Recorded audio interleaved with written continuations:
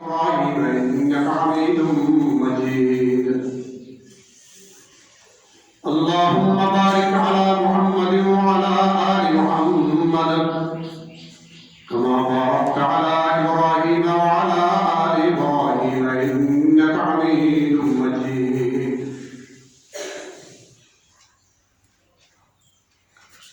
معزز محترم नाज़रीन, अल्लाह पाक परवरदिगार आलम के दरबार में की प्रशंसा, महान अल्लाह जल्ल जलालुहु व अम्मा नवालुहु आज माह जुमादा सानी प्रथम जुमाते माह जुमादा सानी प्रथम दिने এবং প্রথম जुमाते जुमात नामाज़ের उद्देশ্যে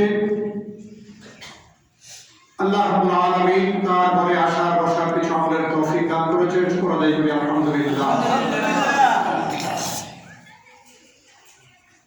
মুআজ্জাজ হাজিরিন,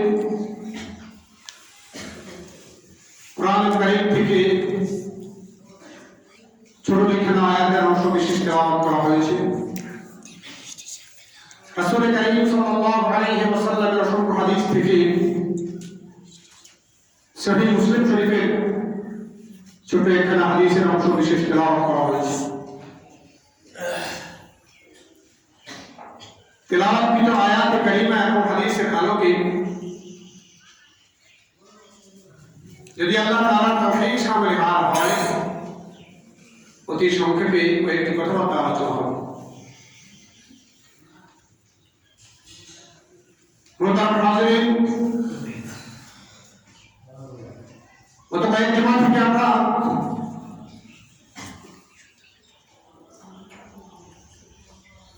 দুনিয়ার জিন্দেগি মুহাসাবাতুন নাফস, নিজের আত্মসমালোচনা, নিজের নফসের হিসাব, যে আমার জীবন মোমবাতির মতো যেভাবে গলে যায়, এভাবে আমার জীবন একদিন, দুই দিন, এক সপ্তাহ, দুই সপ্তাহ, এক মাস, দুই মাস, এক বছর, দুই বছর করে আমার হায়াত শেষ হয়ে যাচ্ছে। তো আলোচনা চলতেছিল, আমি আমার আত্মসমালোচনা করি, মুহাসাবাতুন নাফস, নিজের নফসের একটা হিসাব নিকাশ আমি করি আল্লাহ তাআলা হিসাব নেওয়ার আগে। এই বিষয়ে বিস্তারিত আলোচনা চলতেছিল। প্রসঙ্গত রাসূল কারীম সাল্লাল্লাহু আলাইহি ওয়াসাল্লামের সেই হাদিসটা আমাদের সামনে এসেছিল, যে হাদিসে রাসূল কারীম সাল্লাল্লাহু আলাইহি ওয়াসাল্লামের ইরশাদ ছিল, তোমরা হায়াতকে মূল্যায়ন করো মৃত্যু আসার আগে, যৌবনকে মূল্যায়ন করো অবৃদ্ধ আসার আগে, আর তোমার সুদিনকে মূল্যায়ন করো দুর্দিন আসার আগে। গিনাকা ক্বাবলা ফাকরিকা, তোমার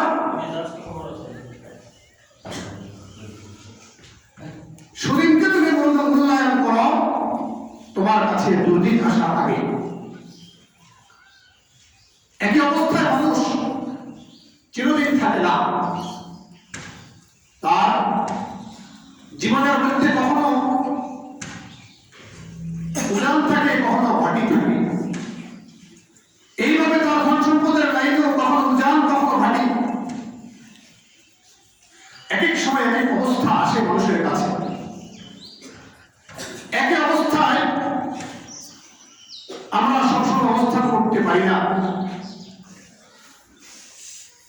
আল্লাহ তাআলা এক এক সময় মানুষকে এক এক হালাতে, এক এক অবস্থায় রাখে, কখনো সুস্থ, কখনো অসুস্থ, কখনো আল্লাহ তাআলা মালদার হিসেবে দুনিয়াতে বসবাস করার সুযোগ করে দেন, আর কখনো আল্লাহ তাআলা একটা হস্ত যে অভাব অন্তরের মধ্যে আল্লাহ তাআলা নিয়ামত করার ব্যবস্থা করেন। জীবনের যে অবস্থাগুলি, এই অবস্থাগুলি থেকে আমাকে শিক্ষা গ্রহণ করা দরকার যে আমি আজকে শিশু, কালকে কিশোর, আরেক সময় আমি যুবক, আরেক সময় আমি বুড়ো। সুতরাং আমার জীবনের যে ওজন ভারী আছে, এক এক সময় এক এক অবস্থায় আমার জীবনের গতি চলছে। সুতরাং আমাকে হিসাব কিতাব করে দুনিয়াতে আমার চলা, আমার বলা, আমার প্রত্যেকটি আমাল যেন হিসাব বিকাশ করে হয়, এটাই আল্লাহ তাআলা আমার কাছে চান।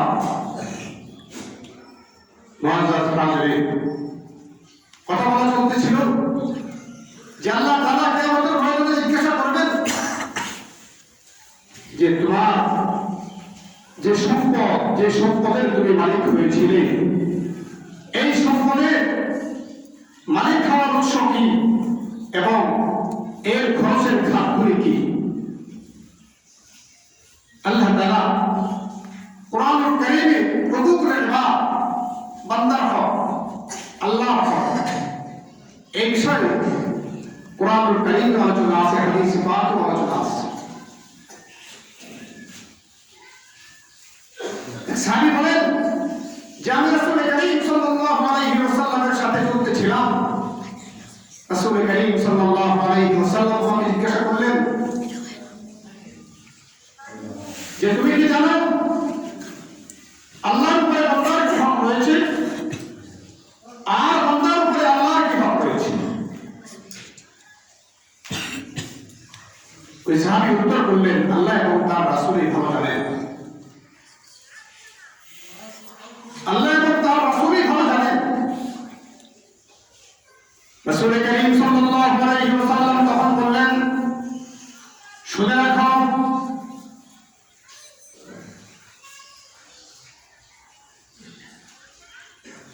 বান্দা আল্লাহর কাছে যে হকগুলি পাবা, বান্দার যে সমস্ত হক আল্লাহর কাছে রয়েছে আর আল্লাহর যে সমস্ত পাওনা হক বান্দার কাছে রয়েছে, একথা বলতে গিয়ে রাসূল করিম সাল্লাল্লাহু আলাইহি ওয়াসাল্লাম ইরশাদ করেন, আল্লাহ বান্দার কাছে পাওনা যে হক, সে হক হলো বান্দা একমাত্র আল্লাহরই গোলামি করবে। বান্দা একমাত্র আল্লাহর গোলামি করবে,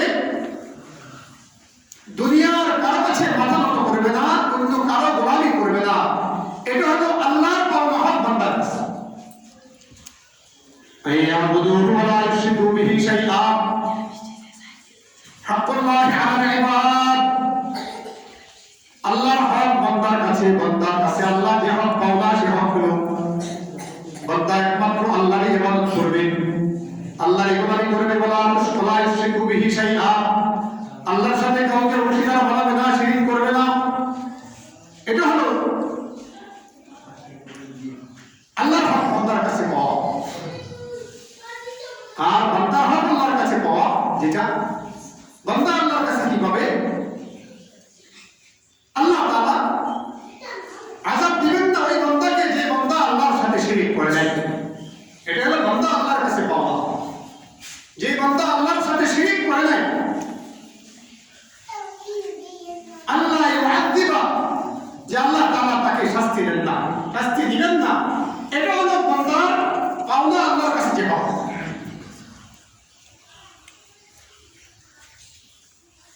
হুকুকুল ইবাদ, হুকুকুল্লাহ, কিয়ামতের আদালতে, আল্লাহ তাআলার আদালতে তিন বিষয়ে মামলা হবে। তিনটা বিষয়ে মামলা হবে আল্লাহ তাআলার আদালতে। প্রথম নম্বর হল শিরক। শিরক সম্পর্কে আল্লাহ দরবারে মামলা হবে।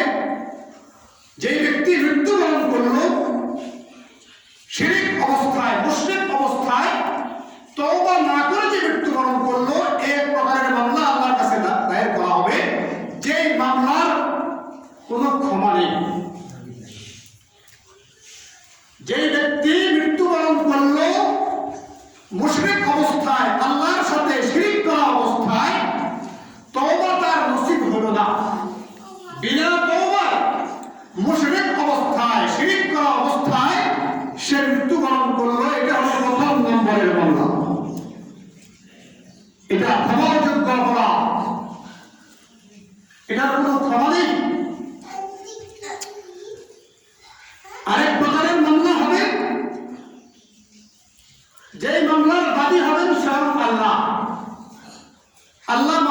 বাদী, আরেক মামলার বাদী বান্দা। দুই নম্বর যে মামলার বাদী হবেন সেটা আল্লাহ, এটা হলো আল্লাহ সম্পর্কিত। আল্লাহ তাআলার যে সমস্ত হুকুম আহকামগুলি বান্দার উপরে আল্লাহ তাআলা ন্যস্ত করেছেন, এই বিষয়ে আল্লাহ তাআলা জিজ্ঞাসা করবেন বান্দাকে। আল্লাহ তাআলা নামাজ ফরজ করেছেন, রোজা ফরজ করেছেন, হজ যাকাত আল্লাহ তাআলা ফরজ করেছেন। এই ব্যাপারে যখন মামলা হবে, সেই মামলার বাদী হবেন স্বয়ং আল্লাহ, যে আমি তোমার উপরে নামাজ ফরজ করেছিলাম, তুমি নামাজ আদায় করেছো কিনা, তোমার উপরে আমি রোজা ফরজ করেছিলাম, হজ যাকাতের বিধান ছিল তোমার উপরে, নেক আমলের বিধান ছিল তোমার উপরে, এইগুলি তুমি কতটুকু পালন করলে। আল্লাহ তাআলা নিজে বাদী, যেই মামলার বাদী আল্লাহ নিজে। আল্লাহ তাআলার এখতিয়ার আছে, বান্দা নামাজ পড়ে নাই, রোজা রাখে নাই, হজ যাকাত আদায় করে নাই, আল্লাহর হুকুম পালন করে নাই, আল্লাহ তাআলার এখতিয়ার আছে। আল্লাহ ইচ্ছা করলে তাকে আযাব দিতে পারেন, ইচ্ছা করলে আল্লাহ তাকে ক্ষমা করে দিতে পারেন। এই মামলার বাদী কে? আল্লাহ। নাম্বার 3, যেই মামলার বাদী হলেন বান্দা। বান্দা যখন মামলার বাদী হবে, কোন বান্দা মামলার বাদী, দুনিয়াতে যেরকম আমরা বাদী বিবাদী দেখি, বান্দা মামলার বাদী হবে আরেক বান্দার সাথে, যে আল্লাহ দুনিয়ার সহায় সম্পদ নিয়া, কি ভাই, দুনিয়ার জায়গা সম্পদ নিয়া, দুনিয়ার টাকা পয়সা নিয়া, দুনিয়ার অনুসন্ধান নিয়া, দুনিয়ার ব্যক্তিত্ব কর্তৃত্ব নিয়া, আজকে যে খেলা চলছে দুনিয়াতে, আরেকজনের সম্পদ কিভাবে জবরদখল করা যায়, আরেকজনের জমি কিভাবে দলিল করে দেওয়া যায়, জাল দলিল দিয়া আরেকজনের সম্পদ আত্মসাৎ করা যায়, হুকুকুল ইবাদের সাথে সম্পর্ক, বান্দার হকের সাথে সম্পর্ক। আল্লাহ তাআলা বলেন, এই ব্যাপারে আমিও ক্ষমা করার কেউ না, যতক্ষণ পর্যন্ত আমার ওই বান্দা তাকে ক্ষমা না করে। বান্দা যতক্ষণ ক্ষমা না করবে বান্দার হক, ততক্ষণ পর্যন্ত আল্লাহ তার হক আল্লাহ ক্ষমা করবেন না, আল্লাহ ক্ষমা করার কেউ নন। সেখানে অবস্থায় আল্লাহ বলেন যে আমি ক্ষমা করবো না যতক্ষণ পর্যন্ত আমার বান্দা তাকে আমাকে ক্ষমা না করে দেবে।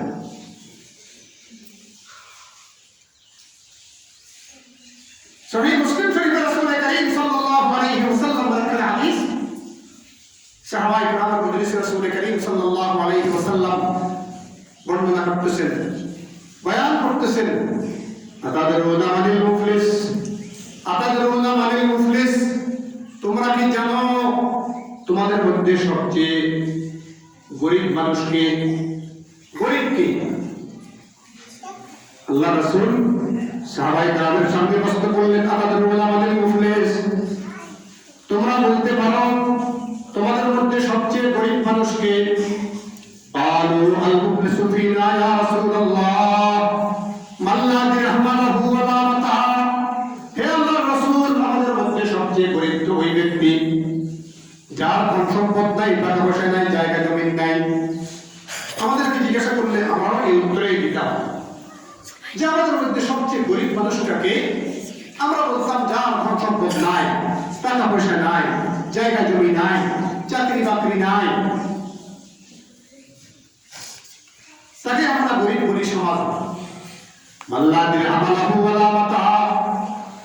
فقال رسول الله صلى الله عليه وسلم المفلس من أمتي، المفلس من أمتي من يأتي يوم القيامة بصلاة وصيام وزكاة ويأتي قد شتم هذا وقذف هذا وأكل مال هذا وسفك دم هذا।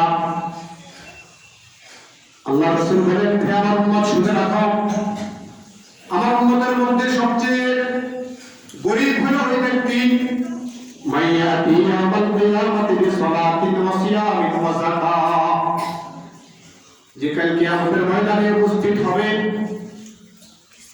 যে কাল কিয়ামতের ময়দানে উপস্থিত হবে বিসসালাতিন নামাজের আমল নিয়া, ওয়া সিয়ামিন ওয়া যাকাতিন রোজার আমল নিয়া, যাকাতের আমল নিয়া, দান সদকার আমল নিয়া, অর্থাৎ আমলের পাহাড় নিয়া, নেক আমলের পাহাড় নিয়া, পাহাড় সম আমল নিয়া সে কিয়ামতের ময়দানে উপস্থিত হবে। কি ভাই রাসূল বলতেছেন আমলের পাহাড় নিয়ে সে কিয়ামতের ময়দানে উপস্থিত হবে। আর এই ব্যক্তিকে রাসূল বলতেছেন সে হলো সবচেয়ে গরীব, আমার উম্মতের মধ্যে সবচেয়ে গরীব হলো সে। সাহাবায়ে কেরামের কৌতূহলে রাসূলুল্লাহ এত আমল নিয়ে যে ব্যক্তি কিয়ামতের ময়দানে উঠবে সে আবার গরীব হয় কি করে? সে গরীব হয় কি করে? আল্লাহ রাসূল বললেন আমল নিয়ে তো সে উঠবে, কিয়ামতের ময়দানে সে আমলের পাহাড় নিয়ে উঠবে। রোজার আমল আছে তার কাছে, নামাজের আমল আছে, দান সদকার আমল আছে, যাকাতের আমল আছে, কোরআন তেলাওয়াতের আমল আছে, আমলের কোনো অভাব তার কাছে নাই। কিন্তু তার পিছনে একদল পাওনাদার থাকে, পাওনাদারের একটা বিরাট জামাত তার পিছনে লাইন সারিবদ্ধভাবে দাঁড়িয়ে থাকবে। পাওনাদার তারা এক ব্যক্তির কাছে পাওনাদার, ওয়ায়াতি মাকসাদা মাহাদা, মাওলানা পাকের দরবারে তারা মামলা দায়ের করবে।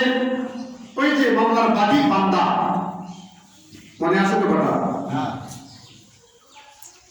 এক প্রকারের মামলার বাদী স্বয়ং আল্লাহ।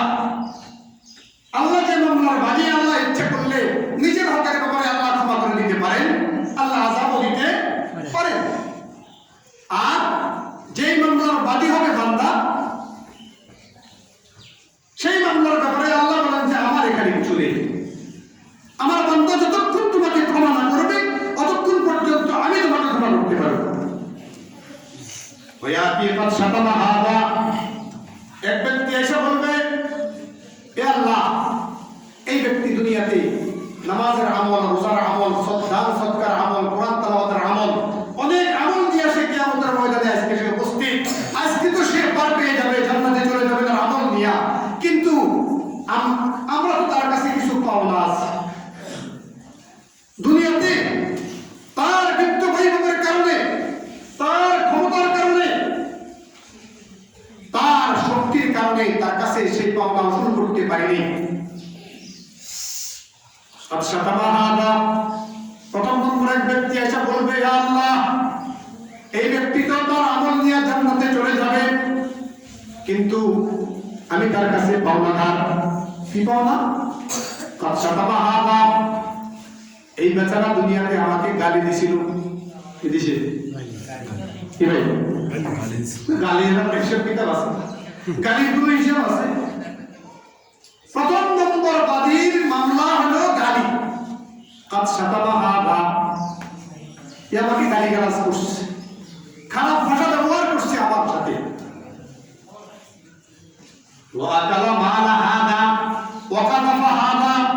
আমার বিরুদ্ধে মিথ্যা তহমত, মিথ্যা অপবাদ দিয়েছে। এসে বলবে, আল্লাহ, মিথ্যা তহমত দিয়েছে আমার, দুনিয়াতে কিছু করতে পারি নাই, তার শক্তির কারণে, তার সামর্থ্যের কারণে, তার ক্ষমতার কারণে, তার বিত্ত বৈভব, তার অর্থের কারণে আমি তার প্রতিবাদ করতে পারি নাই, প্রতিশোধ দিতে পারি নাই। আল্লাহ, আজকে তোমার কাছে বিচার দিলাম, আমি এর বিচার চাই। তাই প্রথম ব্যক্তি হলো যাকে গালি দেওয়া হয়েছে, তার বংশ নিয়া, মা বাবা নিয়া গালি গালাজ করা হয়েছে। মিথ্যা তহমত দেওয়া হয়েছে, অপবাদ দেওয়া হয়েছে তার বিরুদ্ধে।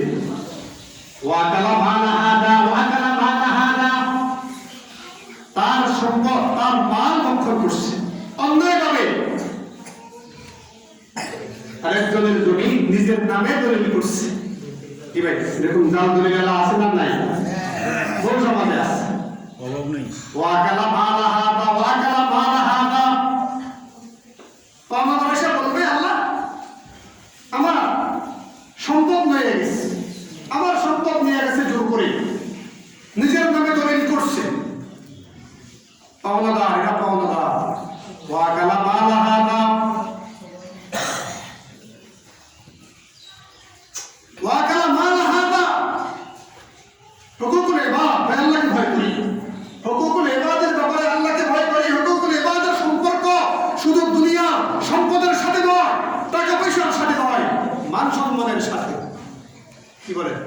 একজনকে গালি দিয়ে হওয়া করলেন, আপনি গালি দিয়া একজনকে গালি দিয়ে হওয়া করলেন, তার সম্মানের পরে আঘাত করলেন না?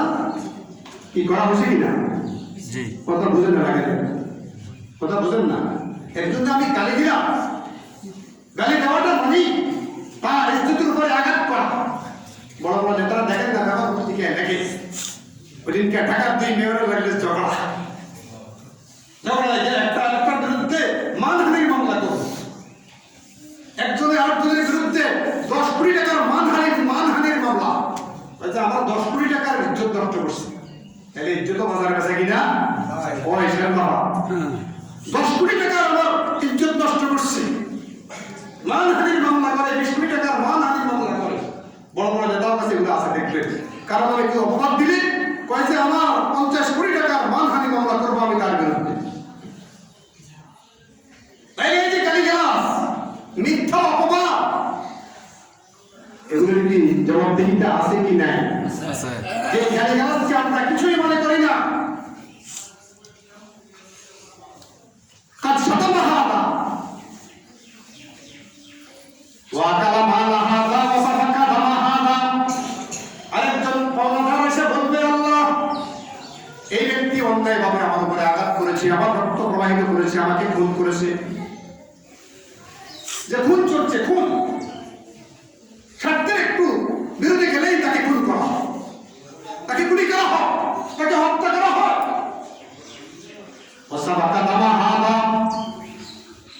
এইভাবে পাওনাদার একের পর এক পাওনাদার তার পিছনে লাইন ধরে দাঁড়িয়ে থাকবে। পাওনাদার, সম্পদের পাওনাদার যারা দলিল করছে, বোনের সম্পদ নষ্ট করছে, দাদার পক্ষ থেকে ফুকুর সম্পদ নষ্ট করছে, আত্মসাৎ করছে, এই পাওনাদার গুলি কিয়ামতের ময়দানে আল্লাহর দরবারে বাদী হবে। তারা মামলা দায়ের করবে, তারা বাদী। আর বিবাদী হলো ওই যারা এগুলা জুলুম করছে, জুলুম করে যারা এগুলা রক্ষণ করছে, তারা হবে বিবাদী। যেহেতু হুকুমের ইবাদতের সাথে সম্পর্কিত, বান্দার হকের সাথে সম্পর্কিত, এজন্য আল্লাহ তাআলাও ক্ষমা করবেন না যতক্ষণ না ওই বান্দা মাফ করে দেন। ভাই একটু চিন্তা করি, বুঝি যে ক্ষণস্থায়ী জীবনের জন্য যে অন্যায়ভাবে জুলুম করে আরেকজনের মাথায় বাড়ি দিয়া আরেকজনের উপরে জুলুম করে যে আমি তা করতেছি, কালকে আমাদের কার জন্য করছি? আরে করতেছি কার জন্য? যাদের জন্য করতেছি এরাও কালকে আমাদের ময়দানে আমার কোনো কাজে আসবে না, এরা হবে আমার শত্রু, এরা হবে আমার দুশমন। তো আমি কার জন্য করতেছি? পড়ার আগে একটু চিন্তা করলেই তো হয় আমি কার জন্য করতেছি। আমি যে ওই বেচারা হক নষ্ট করলাম, বোনের হক নষ্ট করলাম, ফুফুর হক নষ্ট করলাম, আরেকজনের জায়গা দখল করলাম, জাল দলিল করলাম, আইন ফেলে জমির সীমানা বাড়াইলাম, আছে না এরকম? কি ভাই বহু মৌসুম তো এখন জমি বড় করার মৌসুম কিন্তু এখন কথা বুঝুন নাই। যাদের মনে মনে নিয়ত আছে জমি একটু বাড়াইবো, এবার অন্তত 2-4 ইঞ্চি, 5 ইঞ্চি, 6 ইঞ্চি, 1 বিঘা বাড়ানো যায় কিনা, আইন ফেরা এই সুযোগটা তো এখন। কি বলেন দেখি, বল লাভ না লস? লাভ না লস? আল্লাহ রাসূল বলেন, মান আখাযা শিবরান মিনাল আরদি যুলমান, যে ব্যক্তি অন্যায়ভাবে জুলুম করে কারো কাছ থেকে 1 বিঘা চিরন্ত একখানি আজকানি 5 ঘন্টা 1 বিঘা মান আখাযা শিবরান মিনাল আরদি যুলমান,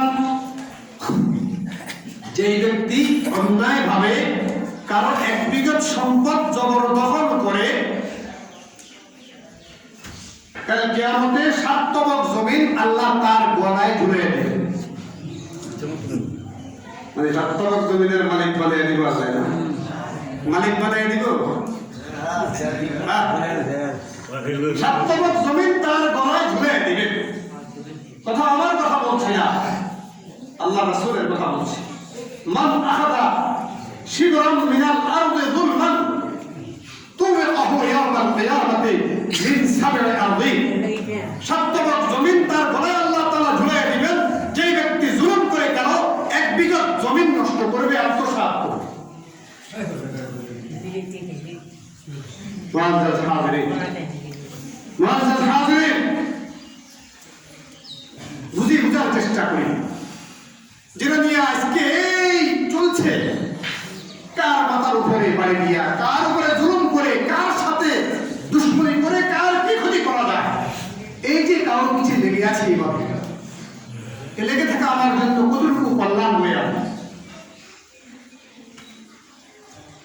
আল্লাহ রাসূল বলেন ওই ব্যক্তি এত আমলের পাহাড় নিয়ে কিয়ামতের ময়দানে উঠবে, কিন্তু পাওনাদার মাথার পিছনে লাইন ধরে দাঁড়িয়ে থাকবে। প্রথম পাওনাদার বলবে, খোদা আমাকে দুনিয়াতে গালিগালাজ করেছিল, আমার মা বাবা ধরে, আমার বংশ দুনিয়ার ধরে গালিগালাজ করেছিল, আমি এর বিচার চাই। কি ভাই, সে যদি বিচার চায়, সে যদি পাওনা উসুল করতে চায়, দুনিয়াতে তো গালির বদলা গালি দিতে চলতো, সে আপনারে গালি দিছে, আপনি তারও একটা গালি দিয়ে দেন। কাল কিয়ামতের ময়দানে যেদিন হাকিমুল হাকিমিন, আল্লাহ হবে বিচারক, আল্লাহ হবে যেদিন বিচারক, সেদিন এই ব্যক্তি পাওনাদার যখন তার পাওনা চাইবে, কি বলেন, তার পাওনা না দিয়া যাওয়ার সুযোগ আছে না? সুযোগ আছে? পাওনা দিবে কি দিয়া? কি দিয়া পাওনা দিবে? ওই যে পাহাড় পরিমাণ নামাজের আমল, রোজার আমল, হজ যাকাতের আমল, দান সদকার আমল, এই যে আমলের পাহাড় দিয়া কিয়ামতের ময়দানে সে উঠেছিল, এই আমল থেকে সে পাওনা দিতে, পাওনাদারের পাওনা দিতে থাকবে। প্রথম যে ব্যক্তি যাকে গালিগালাজ করা হয়েছিল, সে এসে বলবে, আল্লাহ আমি তার কাছে পাওনার বিচার চাই, ওই আমল দিয়ে তার পাওনা পরিশোধ করবে। আরেক লোক এসে বলবে, আমার বিরুদ্ধে মিথ্যা অপবাদ রটিয়েছিল, আমি তার বিচার চাই, পাওনা দিয়ে, আর এই আমল দিয়া তার পাওনা পরিশোধ করা হবে। আরেক ব্যক্তি এসে বলবে, আমার সম্পদ আত্মসাৎ করেছিল, আমার জায়গা নিয়ে গেছে, আরো এক কানে দিছি, 2 ঘন্টা দিছি, 5 ঘন্টা দিছি, 1 হাত দিছি, 1 বিঘত দিছি, এরপরে খেতের লাইন কেটে এরপরে একটু একটু করে বাড়াইছি। কি বলেন, বাড়াই না? এরকম আছে, দেখবেন কিছু কৃষকের স্বভাব আছে, কিছু কৃষকের জাত কৃষক, এগুলি কিছু কৃষকের স্বভাব আছে, এই ইরিগেটের ইরির মৌসুম যখন আসে তখন আস্তে আস্তে লাইন কমায় কি করে, জায়গা বাড়ায়। আল্লাহ রাসূল লানত করেছেন, লানাল্লাহ, লানাল্লাহ, আল্লাহর গজব পান করে যে জমিনের সীমানা নষ্ট করে, যে জমিনের সীমানা নষ্ট করে তার উপরে আল্লাহর গজব। লানাল্লাহু মান গায়্যারা মানারাল আরদি, নবীর হাদিস, লানাল্লাহু মান গায়্যারা মানারাল আরদ, ওই ব্যক্তির উপরে আল্লাহর গজব, ওই ব্যক্তির উপরে আল্লাহ তাআলার লানত যে জমিন বাড়ায়, জমিনের সীমানা নষ্ট করে, জমিনের লাইন কেটে, জমিন বাড়ায়, জায়গা বাড়ায়। তাহলে ওই পাওনাদারগুলি তার পিছনে ধাওয়া করবে, আর প্রত্যেকে তার পাওনা নিবে এই ব্যক্তির আমল থেকে। ওই সময় আর কিছু দেওয়ার থাকবে না। কি বলে, তাদের টাকা পয়সা বেশি আছে, কবরে যাওয়ার সময় লয়ে দিয়ে বেশি করে, তাহলে কি আমাদের পয়সা নেই? ওই জমিওয়ালার জমি, জায়গাওয়ালার জায়গা, টাকাওয়ালার টাকা, এগুলো পরিশোধ করা সহজ হবে। ব্যাংকে ধুয়ে গেলে কি লাভ? কবরে নিয়ে নেবেন বস্তা ভেঙে, বাস কিয়ামতের ময়দানে যখন উঠবেন তখন এগুলা দেওয়া দিতে হবে, দিয়ে নেবেন, যে পাওনা আছে দিয়ে নেবেন, বান্ডিলে বান্ডিলে দিয়ে নেবেন। এটিএম একটা ভূত বাড়াবেন কবরের ভিতরে, উড়াইবেন আর দিবেন, উড়াইবেন আর দিবেন, কি চলবে নাকি? চলবে না। ভয় করি, ইত্তাকিল্লাহ, আল্লাহকে ভয় করি, আল্লাহকে ভয় করি, বান্দার হকের ব্যাপারে আল্লাহকে ভয় করি। যে ধরা আছে দুনিয়াতে পার পেয়ে যেতেছি, ধরা কিন্তু আছে। আল্লাহ ধরা যেদিন ধরবে, ইন্না বাতশা রাব্বিকা লাশাদীদ, আল্লাহ বলেন যে আমার ধরা বড় কঠিন ধরা। সেই পাকড়াও থেকে, যে ধরা থেকে ক্ষমা পাওয়ার কোনো সুযোগ নাই। তাহলে পাওনাদারদেরকে পাওনা দিতে থাকবে এই ব্যক্তি, পাওনাদারের পাওনা পরিশোধ করতে থাকবে। আল্লাহ রাসূল বলেন যে পাওনাদার তার পিছনে লাইন ধরছে, এই পাওনাদারদেরকে দিতে দিতে দিতে দিতে তার ওই পাহাড় পরিমাণ আমল, যে আমল দিয়ে সে কিয়ামতের ময়দানে উঠেছিল, তার সব আমল একে শেষ, নামাজের আমলও শেষ, রোজার আমলও শেষ, কোরআন তেলাওয়াতের আমল শেষ, দান সদকার আমল শেষ, আমল যা আছিল আমলের যে পুঁজি ছিল পুঁজি সব শেষ। এখন সে খালি আব্দুল্লাহ, এখন সে খালি আব্দুল্লাহ, নাই কিছু, কিন্তু পাওনাদার এখনো পিছনে রয়ে গেছে কয়েকজন। কথা বুঝেন নাই? আমল শেষ কিন্তু পাওনাদার এখনো কি হয় নাই?